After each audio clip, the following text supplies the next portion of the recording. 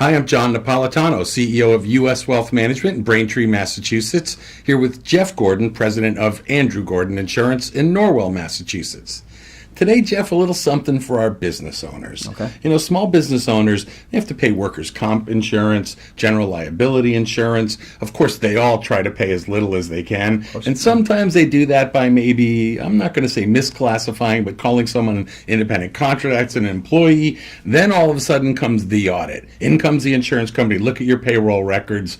What happens? Well, the audit is a way to establish exactly what the true exposure was for the insurance company. And the best measure of that, for example, in the manufacturing business, an audit is going to be based on gross sales. For contracting, it's going to be based on payroll for different people that do different things.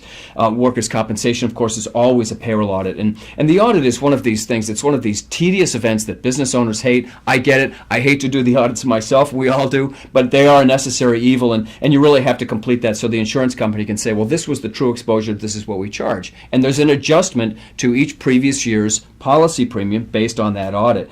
So you just have to be careful to make the best projection that you can at the beginning of the year, because if you underreport, the audit comes, the insurance company then will also say, hey, last year you sandbagged us, and so we were 20% higher for last year, so we're going to bump you 20% for this year also. And by the way, we want our money now, because we're not going to wait. So if you're not careful with the audit, it can come back to bite you, particularly and put pressure on cash flow. And does that kind of go on your record so that if you want to change companies, it's also a problem?